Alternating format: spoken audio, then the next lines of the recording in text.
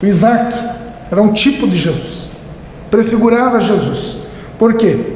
No versículo 2, Deus fala para Abraão: eu quero teu único filho, teu filho unigênito.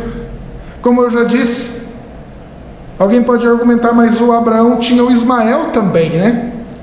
Ele tinha o Ismael, mas o Ismael foi mandado embora. O filho da promessa é que era considerado por Deus. Tanto o filho da promessa era considerado por Deus, que Deus fala aqui para ele: teu único filho. O teu único filho é o Isaac. Então, João 3,16, o que está escrito? Porque Deus amou o mundo de tal maneira que deu, quem? O seu único filho. Veja que há uma semelhança aqui. No versículo 2 ainda: a quem você ama. Ele fala: a quem você ama. Ele fala para Abraão, acho que isso cortou o coração de Abraão: o teu único filho, a quem você ama. Mateus 3,17, no batismo de Jesus, ouviu-se uma voz do céu dizendo: este é o meu filho amado. Deus pede a Abraão o filho que Abraão amava, e Deus dá o seu único filho a quem ele tanto ama. Os dois foram pedidos de sacrifício. Deus pediu Isaac, e ao mesmo tempo Deus enviou Jesus Cristo, e Jesus Cristo foi sacrificado para Deus, foi da vontade de Deus. Isaías 53:10, agradou ao Senhor morrê-lo. Veja a semelhança, veja como o Antigo Testamento, eu acho um absurdo, irmãos, nunca diga isso. Ele fala: não, o Antigo Testamento já passou, o Antigo Testamento não tem valor. Como que não tem valor? Olha a palavra de Deus, o caráter de Deus sendo revelado. Quantas informações nós temos no Antigo Testamento? O Antigo Testamento, ele aponta para Cristo, ele anda no rumo de Cristo. Esse sacrifício aqui é óbvio que Deus pediu para a época ali, para o Abraão ser provado, mas Deus tinha o propósito de mostrar para nós que Ele é soberano e que o plano dele já estava feito. Hoje nós entendemos muito bem o que aconteceu no Monte Moriá. Nós compreendemos muito bem. Nós sabemos que Deus deu o seu Filho unigênito, a quem Ele tanto amou, para nos salvar, porque Ele tanto amou o seu povo também. E nós somos o seu povo. A certeza da volta, é o que eu já falei: havendo adorado, voltaremos junto de vós. Jesus disse uma coisa muito interessante em Mateus 20:19, está ali: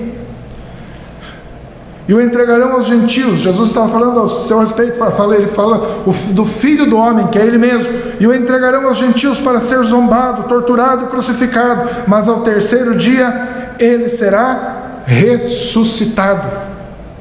Jesus estava dizendo: eles vão me crucificar, eles vão me matar, mas ao terceiro dia eu ressuscitarei. Abraão estava dizendo: nós vamos voltar. Ele não sabia como, Abraão não sabia como isso ia acontecer. O autor de Hebreus, no capítulo 11, ele diz que o Abraão creu tanto que o Abraão, ele acreditava que Deus iria ressuscitar o Isaac dentre os mortos, para que o plano de Deus continuasse. Mas Deus faz diferente. Deus livra o Isaac da morte e põe aquele carneiro em seu lugar. Isaac leva sobre os seus ombros a lenha do sacrifício. Irmãos, que prefiguração maravilhosa. Abraão podia ter pedido para um servo. Não, ele põe aquele feixe de lenha sobre Isaac. Leva você a lenha do teu sacrifício. Leva você, Jesus, a tua cruz. Leva você a cruz para o teu sacrifício. João 19:17, assim, carregando sua própria cruz, Jesus saiu para um lugar chamado Calvário, Gólgota em aramaico. Então Jesus saiu carregando a sua própria cruz. O Isaac saiu carregando a lenha do seu próprio sacrifício. Deus estava dizendo algo, Deus estava falando algo e Deus está falando algo. Irmãos, não tem uma prova sem objetivo. Nós podemos até fazer coisas sem objetivo. Nós somos meio doido assim, a gente às vezes não planeja muito, mas Deus planejou tudo. Cada acontecimento, tudo. Nenhum acontecimento, nada do que acontece no momento, na nossa época, não existe nada que não foi planejado na eternidade por Deus. Deus planejou aqui o sacrifício do Isaac, que não aconteceu, para mostrar que um dia ele ia sacrificar o seu próprio filho por amor à sua igreja. Por último, ele deitou no altar em cima da lenha. Jesus foi realmente colocado em cima da cruz, pregado sobre a cruz e levantado em forma de sacrifício. Agora, a substituição, o sacrifício substitutivo, o carneiro. Veja que Deus proveu e Deus é provedor. Diz que o Abraão, ele pôs o nome daquele lugar, o Senhor proverá. No monte, o Senhor proverá. Tem gente que gosta de usar aqueles nomes hebraicos, né? Jeová Jiré, né? O Senhor é provedor. E usam muito isso para pedir dinheiro, para enganar o povo. Irmãos, quando o Abraão fala do Senhor proverá, que ele está falando de salvação. Ele está falando de sacrifício. Ele está falando de substituição na morte. Então veja o que acontece. Deus proverá para si. Deus provê para ele. Porque o sacrifício é para ele. O sacrifício que se fazia antigamente, depois veio a lei para regulamentar isso, o sacrifício era feito para Deus. Jesus, ele foi sacrificado para Deus. Vamos entendendo isso agora então. Deus proverá para si, meu filho, o cordeiro para o holocausto. Tendo Abraão erguido os olhos, viu atrás de si um carneiro preso, a substituição. E aí vem ali em lugar de seu filho. Essa é a grande questão hoje, do nosso culto aqui. Hoje é culto de ceia. E quando nós olhamos ali, essas palavrinhas, em lugar de seu filho, isso deve falar conosco. Eu quero que você volte para a tua casa, com essas palavrinhas, em lugar do seu filho. Houve uma substituição. Deus, ele não quis a morte do Isaac. Ele põe um carneiro no lugar. Deus não quis a tua morte. Ele põe um cordeiro em teu lugar. Eis o Cordeiro de Deus que tira o pecado do mundo. Olha como Deus trabalha, irmãos. Olha como Deus, Ele nos ensina como foi feito, como Ele preparou para nós. Deus fez algo por nós. Por que nós precisamos nos reunir e adorá-lo? Sermos gratos para sempre. Porque havia uma carta de dívida escrita contra nós. E Jesus, ele veio e cravou-a na cruz. Esse escrito de dívida que havia contra você, ele não existe mais, ele foi anulado. E precisamos saber o porquê disso. Porque o Senhor proveu. Agora nós nos dizemos: o Senhor proverá. Como Abraão, ele já falou: no monte do Senhor se proverá. Agora nós dizemos: no monte do Senhor houve a provisão. No monte do Senhor os meus pecados foram perdoados. No monte do Senhor eu fui substituído. Entenda isso, você foi substituído. Nós chamamos isso de sacrifício vicário. É a substituição. É quando você tira alguém e põe outra pessoa no lugar. Você já foi portador de alguma procuração? Já foi? Já foi? Você assinou pela pessoa que deu a procuração para você. Você tomou o lugar daquela pessoa. Você passou a ter a responsabilidade daquela pessoa. Quando Jesus Cristo vem a esse mundo e Ele vive entre nós, e Ele se fez homem, se fez carne, Ele agora é o nosso representante. É como se nós, o seu povo, assinássemos uma procuração e entregássemos para Jesus. Agora o Senhor nos representa. Eu não tenho condições de chegar diante de Deus. Eu não tenho condições de representar a mim mesmo diante de Deus, porque eu sou um pecador e o meu pecado faz separação entre mim e Deus. Eu não tenho condições de falar como Pai. Eu não sou digno, eu não posso. Eu não consigo chegar nem perto de Deus, porque eu sou um pecador. Então Jesus vem como nosso representante. E como nosso procurador, Ele agora assume algo de nós, mas Ele não assume nenhum bem. Nós não tínhamos nenhum bem para oferecer para Jesus. O que Ele assume? Os nossos pecados. Os nossos pecados são colocados sobre Jesus.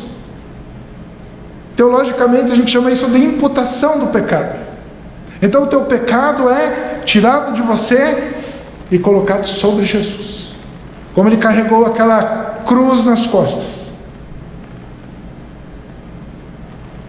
Ele carregou os teus pecados. Ele leva a nossa culpa. Ele carrega a nossa culpa. Você está entendendo o que é uma substituição? E nós precisamos compreender isso. Deus perdoa os teus pecados. E Deus declara para você: você está justificado. Você não deve nada. Já foi pago. A exigência de Deus já foi cumprida, porque Deus exigia o quê? Exigia a morte. Jesus morreu, então Ele pagou o preço. Ele aplacou a ira de Deus.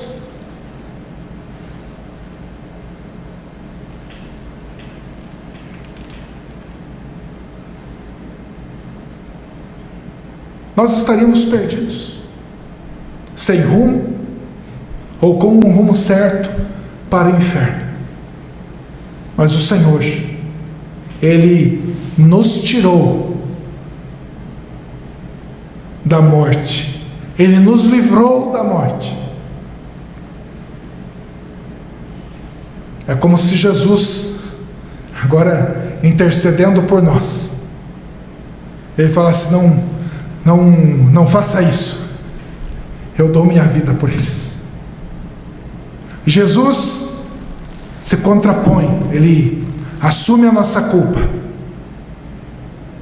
E Ele recebe o castigo do Pai em nosso lugar. Porque não há outro mediador entre nós e Deus, somente Jesus Cristo, homem, que morreu por nós. Não há outro. E Ele é suficiente. Não é Jesus e mais alguém, não é Jesus e mais alguma coisa. Nós confiamos plenamente em Cristo. A nossa confiança, a nossa esperança está em Jesus Cristo. Nós não somos os coitados, pequenos, falhos, frágeis, medrosos. Se a salvação dependesse de nós, todos estariam perdidos. Mas graças a Deus que Ele dá o seu Filho. E esse Jesus Cristo vem e nos fortalece. Ele põe o Espírito Santo dentro de nós e nos leva à compreensão dessas coisas espirituais. E nos fortalece na fé. E nós aprendemos a confiar no Senhor. porque nós estávamos perdidos, mortos, e o Senhor nos ressuscitou.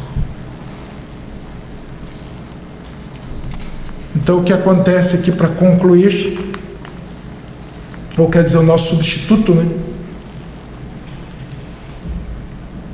Jesus veio de que forma? Em vez de ser o Filho, né? Aponta para o sacrifício de Jesus Cristo, que morreu em nosso lugar.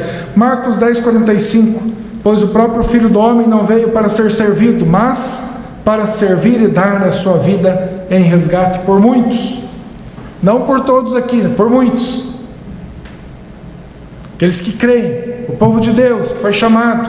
Então fica bem claro, Ele deu a sua vida por, veja ali, por muitos, ou em lugar de muitos, em nosso lugar.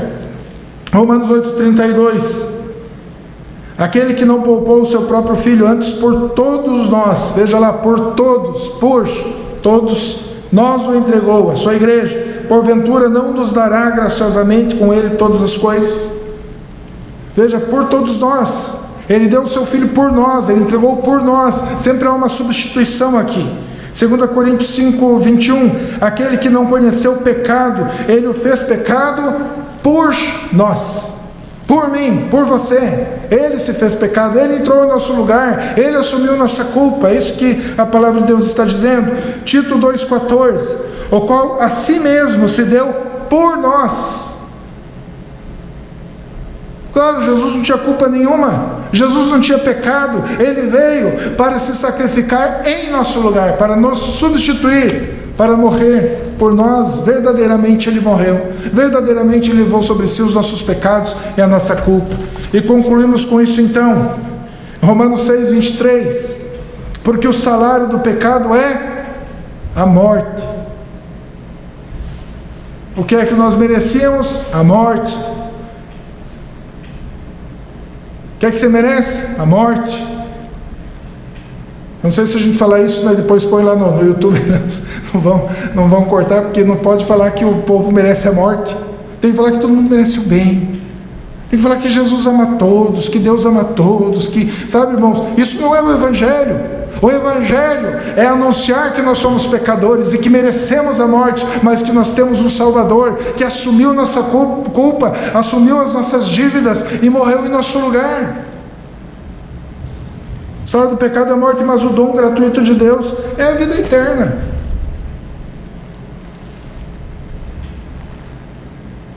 Nós merecemos a morte, mas não vamos ter mais a morte. Ela já foi vencida.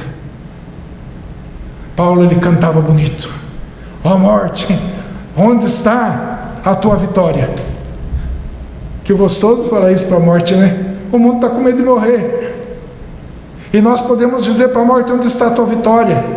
E quando um dia você se deitar, para nunca mais levantar, e você vai ressuscitar com Cristo, você vai estar com Cristo, você vai poder dizer junto também: ó morte, onde está a tua vitória? Imagine que gostoso, irmãos, nós deixarmos essa vida. Imagine que maravilhoso que vai ser o dia que nós deixarmos este corpo, que nós deixarmos este mundo pecaminoso, que nós deixarmos o sofrimento e de repente estarmos lá com Cristo. Imagine todo aquele coral, depois da vinda de Jesus, levou toda a sua igreja, refez novo céu e nova terra, e todos nós vamos estar dizendo: santo, santo, santo é o Senhor. E nós vamos poder dizer também: e morte, onde está a tua vitória? Aqui não tem morte, nunca mais, acabou. Jesus venceu a morte com a sua vida.